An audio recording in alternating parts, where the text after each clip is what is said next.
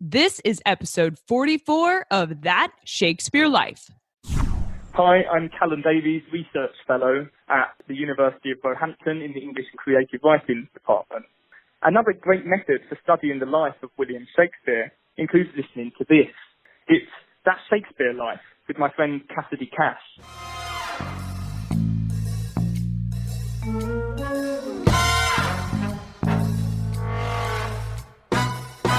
And there's every reason to suppose that Heminges and Condell were at the Globe on that fateful day in June 1613 when it caught fire during a performance of All Is True and burnt to the ground. Welcome to That Shakespeare Life with Cassidy Cash. Cassidy believes that if you desire to successfully learn or perform Shakespeare's plays, then understanding the real life and history of William Shakespeare himself is a must. That Shakespeare Life is the podcast that helps you go beyond the curtain of some of Shakespeare's most iconic works and explore the world of early modern England as Shakespeare would have lived it, learning from the writers, historians, and performers who know it best. And now, here's Cassidy. If the saying is true that you're the sum of your 5 closest friends, then one great way to get to know William Shakespeare is to take a look at the lives of his closest friends. John Heminges and Henry Condell were 2 of these friends, and they helped form the foundation of the shareholder agreement Shakespeare made at the Globe and with the Lord Chamberlain's men. They would remain loyal to Shakespeare from Elizabethan England into Jacobean England as the company became the King's Men under James I. Acting in plays together, writing plays, surviving the Globe's famous fire, and watching each other get married, have children, and grow old together is a stronger definition of friendship than many people ever get to experience. And by all historical accounts, Heminges and Condell were just such strong friends for William Shakespeare, not only until his death in 1616, but through the publication of the 1623 First Folio and continuing ever after. As our guest this week, we are delighted to have Paul Edmondson, the head of research at Shakespeare Birthplace Trust and the author of one chapter that focused exclusively on Heminges and Condell that appeared in the recent book he edited called The Shakespeare Circle. We welcome Paul today to discuss his chapter on Heminges and Condell and help us get to know Shakespeare's extraordinary friends. Paul, welcome to the show. Hi, Cassidy. It's great to be here. Thanks for asking me on. Of course. I think we should start maybe with introductions to Heminges and Condell. So who were they and how did they know Shakespeare? Well, we perhaps know their names mainly because they appear at the front of the First Folio and they address the great variety of readers in that wonderful volume in 1623. And they've come to be known as perhaps editors in some way of that volume. They were Shakespeare's good colleagues for many years. They were actors. They were shareholders with Shakespeare in the theatre company. John Heminges owned shares in the Lord Chamberlain's men from 1594, and Henry Condell shares in the King's Men from 1603. They both owned shares in the Globe Theatre. And Shakespeare leaves them some money in his will and refers to them as my fellows. It was we can suppose, a close friendship, both professionally and personally. We don't know how they met, but they were long associated with each other for, well over a decade, acting, producing these plays, performing in different venues together, and talking about their work. Had a lot of people in common as well. Now, we do know that they were actors in Shakespeare's company from the resources that you mentioned, but that wasn't all that they did. True to Elizabethan fashion, they were actually involved in other work during their lives as well. What other work did Heminges and Condell do besides acting? Well, we know that John Heminges was apprenticed as a grocer. He started his apprenticeship at the age of 12, and he was released at the age of 21, 9 years later. Condell married into money. He married the very wealthy Elizabeth Smart in 1596, and really she was very, very wealthy by anyone's standards. Her father owned lots of freeholds, houses in the Strand and so on. And in a way, he didn't really have to, I think, worry for money in the way that John Heminges did. One sense of John Heminges is that he was a thoroughly professional entrepreneur, founding shareholder with the Lord Chamberlain's men in 1594.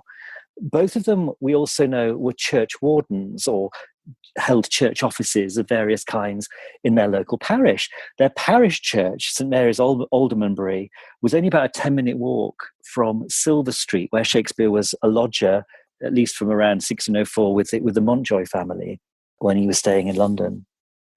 Now, in the book, The Shakespeare Circle, Paul writes that Heminges' status as a grocer allowed him to take boy apprentices into the theater company where they could be trained as actors. Now, Paul, that stuck out to me when I was reading this, because why would being a grocer, why was that a status symbol? First of all, because it's certainly not necessarily a high status thing today. But then secondly, what was it about being a grocer that gave him a unique position for bringing people into the theater?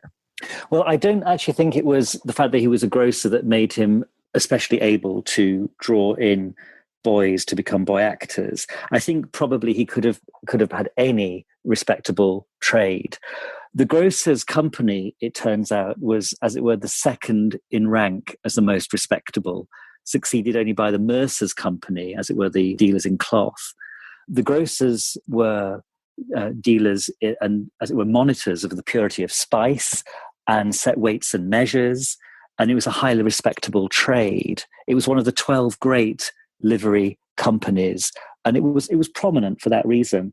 But I think the main point about John Heminges is that he was able to use the fact that he was taking the boys as apprentices to train them to become grocers, a very respectable thing for people to be doing, but at the same time train them to be boy actors in the company. So it was a way of attracting people to as it were, join the company, but under the special reason that you were doing an apprenticeship at the same time. So they were being trained as a grocer and acting as boy players. And some of these boys went on to stay with the company for many years, went on to play adult male roles. Alexander Cook, who was taken on as a boy apprentice in 1597, became a shareholder in the company in 1609. So it suggests an upward trajectory, and that, Heminges was doing a good thing there by taking these boys on. We should clarify, I guess, that these boys were looking for apprenticeships. After they left grammar school, they would need a place. Is that correct? Cassidy, it's what you did. I mean, it was what most boys did, whether you went to grammar school or not. You either were, a labourer, but if you were able to get an apprenticeship into one of the trades, that was your, might like to say, your dinner ticket for life, because it meant that you had a respectable place in society. You could work steadily, you could raise a family with that kind of income, and it was a very respectable thing to be doing. It meant you couldn't do certain things. I mean, an apprenticeship took 7 years usually to fulfill. Heminges happened to start his apprenticeship quite young, so he was there for 9 years. You didn't come of age until you were 21. If you became of age and you were still in your apprenticeship, then you were released and became a freeman, and then you could marry and you could go into the world and start to earn your living and set up business on your own, as it were. So this is what Shakespeare himself did not manage to achieve, because he got married at the age of 18, which meant he couldn't be an apprentice to any trade. So he really scuppered his chances by getting married so young. So that's why it sticks out as being a very unusual thing to have happened. Well, Heminges was a founding member of the Globe Shareholder Agreement. Yes, and yes. Condell didn't come on until later in 1603. Did they work together prior to that? And why was Condell not a founding shareholder at the Globe? Well, we don't know why he wasn't a founding shareholder, and it might be because he didn't have to, because of his wife was so wealthy. We don't know how they met either. I mean, but what's interesting is they both had a theatrical background. So if we just go back to the late 1580s into 1590, the Queen's men are visiting Thame in Oxfordshire, and there's that infamous brawl between William Knell and John Towne, and William Knell is killed by John Towne. So the Queen's men are one man short in that theatre troupe. By 1590, John Heminges had married the widow of the man who was killed. So that suggests that he, became involved at that time with a theatrical troupe. Henry Condell was 10 years younger than John Heminges, which might partly explain this as well. So it could just be a practical distance. It could be. Yeah. But he was perhaps living in London by 1591. He was living not far from where theatre troupes regularly played. So I suppose when you're reading these lives, you try to look for reasons as to why they became involved in theatre in the first place. And so it's there if one goes looking for it. We don't know how they met Shakespeare, but there was also an involvement with Heminges in the Lord Strange's Men around about 1593. And of course, that is one of the companies which is thought to have had early associations with Shakespeare because of they performed Titus Andronicus. Well, Paul mentions again in the Shakespeare Circle that Heminges, Condell, and Shakespeare were gentlemen, and that they earned approximately £200 annually from the Blackfriars Theatre alone, with additional income from the Globe and their side business ventures. Paul, please provide us some context for that sum. Is this a substantial amount of money for the time? It is. I mean, if you're earning that much per year from your theatre investments, I think you're doing extremely well. I mean, you could expect to earn maybe between £25 and £30 as a schoolmaster in that time. So they're earning 10 times more than somebody who's getting paid, very well for a professional job. So these are really very substantial sums. You might compare it to the amount of money that Shakespeare, we know, was investing around in the early 1600s. So in 1602, he invests £320 to buy some land in Stratford. And then 3 years later, in 1605, he invests £440. So Shakespeare's dealing in even larger sums than Heminges and Condell. Also, Shakespeare buys a freehold much earlier than they did. John Heminges manages to buy a freehold, but actually the only record we've got for Henry Condell is that he took a lease on a house, a large country manor house from 1625. That's much later than Shakespeare's being able to afford New Place. The thought is that, if you were a certain income stream, like John Heminges, he was granted his coat of arms in 1629. Again, it's a long time after Shakespeare was granted on behalf of his father in 1596 for his father, which Shakespeare takes on after his father dies in 1601. But he was referring to himself as a gentleman a bit earlier than that, partly because of his income, we think. And Henry Condell becomes a gentleman by 1603. That is probably due to his wealth at marriage, I would guess. So the income was a big factor in them being able to change class that way. Yeah. I mean, you could sort of probably almost buy your way into it. I mean, the other way was to claim ancestral chivalry and honour, as Shakespeare was able to do. I think once James I comes on the throne, I think there's a sort of freeing up of how you became a gentleman. You could more or less refer to yourself as a gentleman before you had a coat of arms, even. Oh, wow. Yeah. We don't have many records of Shakespeare acting on stage, but we have enough to know that he was an actor, including that Shakespeare, along with Heminges and Condell, appeared in Ben Jonson's Every Man in His Humour in 1599. Paul, was this a favor to Jonson personally, or was it common for theatre owners to act in the plays of contemporary playwrights? That we cannot know whether it was a favour to Jonson. It suggests that they knew each other, Shakespeare and Jonson. Shakespeare also acted in Jonson's Sejanus, his fall, in 1604, and Heminges and Condell acted in Every Man In and Every Man Out, and Heminges and Condell continued to act in Jonson's plays. John Heminges played old Corbacchio in Volpone, for example.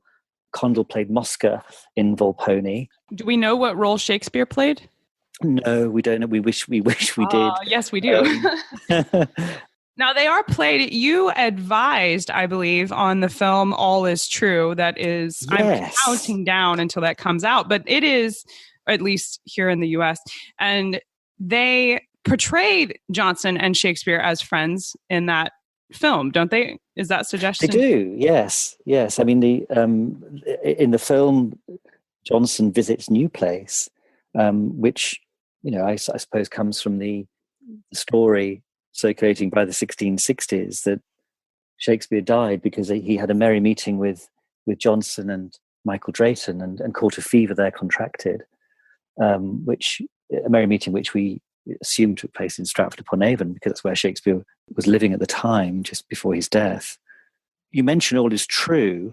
In fact, of course, we know that's the original title of the play Henry VIII, and there's every reason to suppose that Heminges and Condell were at the Globe on that fateful day in June 1613 when it caught fire during a performance of All Is True.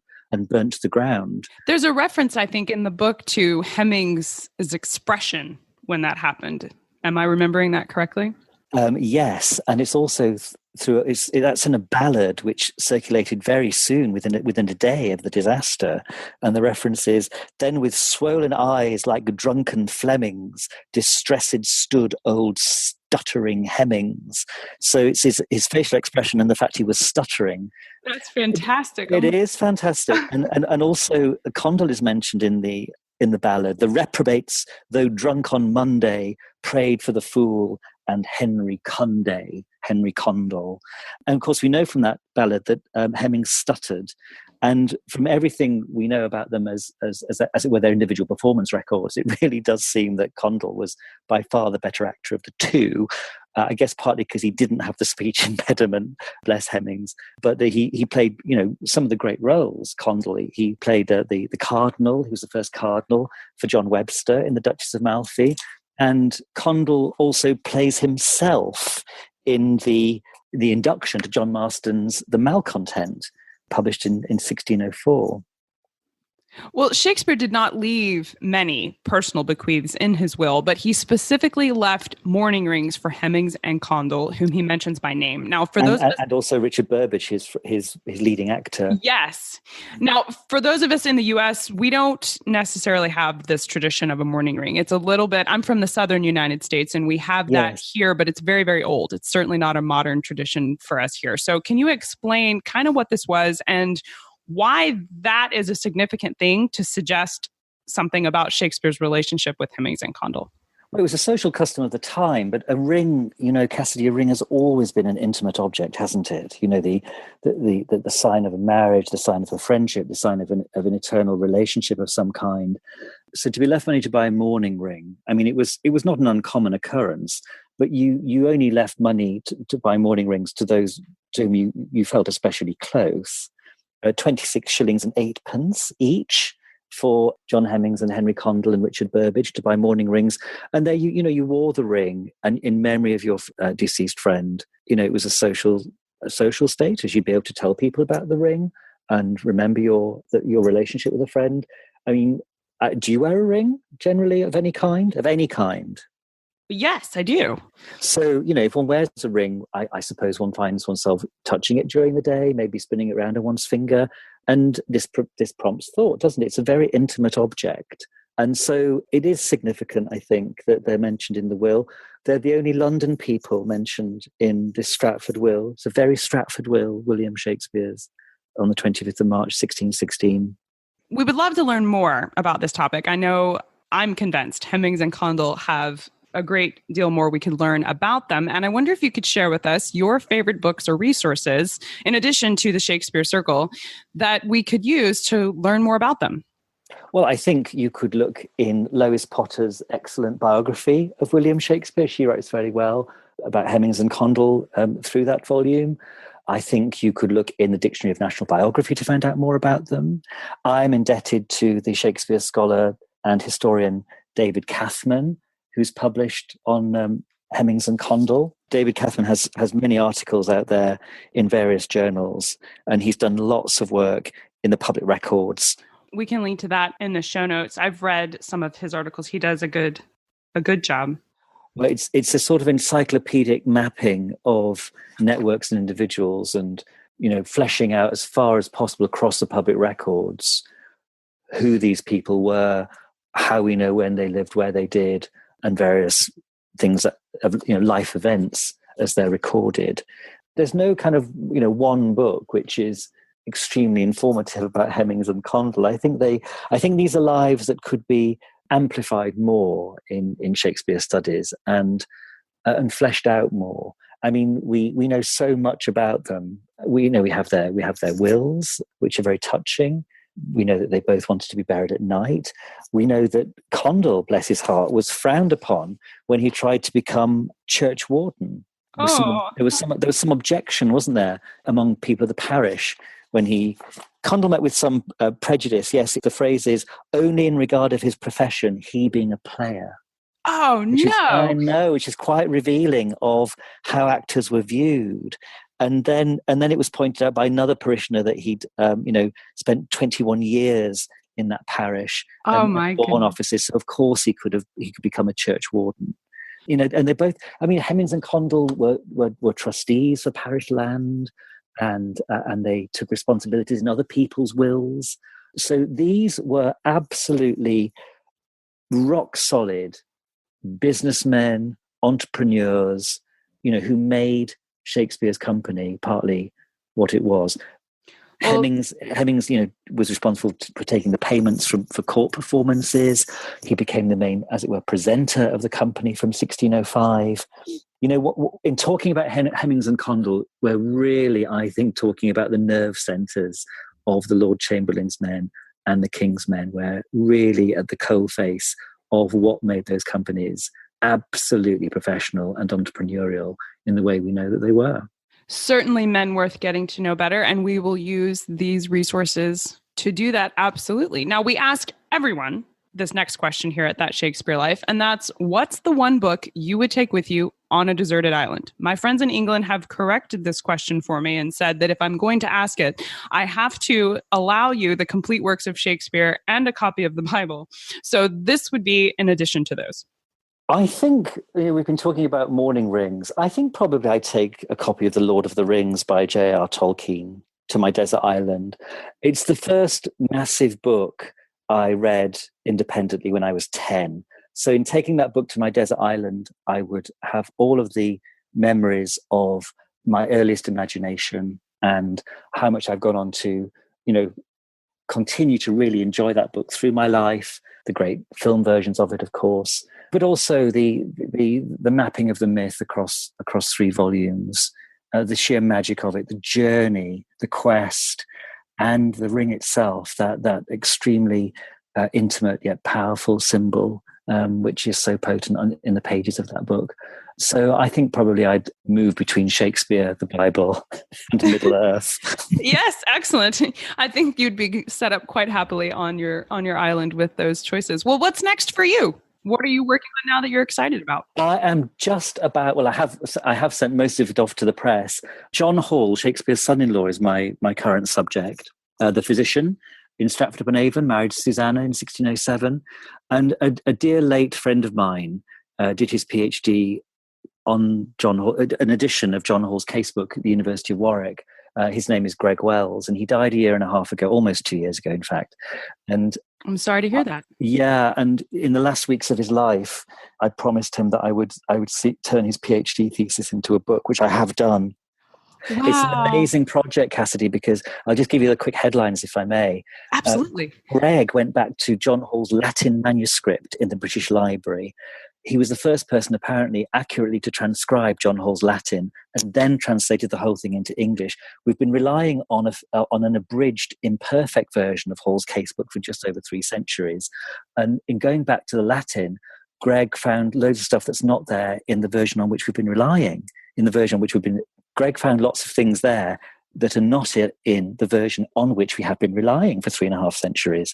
So what did he find? He finds Hall's conversations with his patients, prayers for their recovery, thanksgivings for when they do recover. And in going back to the Latin, my friend was able to identify the many Latin textbooks that Hall was copying from in order to produce those medical notes. So Hall emerges as this compassionate scholar physician with a library of about 60 books around him, which he was regularly using in Stratford-upon-Avon. And this I find extremely exciting and groundbreaking. Yes, what a rich treasure that is, and certainly a wonderful expression of friendship. I'll be looking forward to that book. It should be out later this year. It's been published in association with the Shakespeare Birthplace Trust, so it'll be very illustrated with items from our collections and so on. And it will just put John Hall in a different and very, very interesting light. Well, Paul Edmondson, this has been a delight speaking with you today. Thank you for being here. Thank you very much, Cassidy. Each week, we pack extra history into the show notes for the episode, including more facts about Heminges and Condell. So if you'd like to see links to the books and resources Paul mentioned in today's episode, as well as more fun historical information about Heminges, Condell, and of course, William Shakespeare, please check out the show notes for today's episode at CassidyCash.com/episode 44. That's CassidyCash.com/EP44. That's it for this week here at That Shakespeare Life. I'm Cassidy Cash, that Shakespeare girl, and I hope your week is a Shakespeare-filled week. Thank you for listening to That Shakespeare Life. As always, the best conversations happen after the episode over at CassidyCash.com. Become a part of a vibrant Shakespeare conversation by adding your voice over at the website. Until next time, remember, when you want to know William Shakespeare, you have to go behind the curtain and into That Shakespeare Life.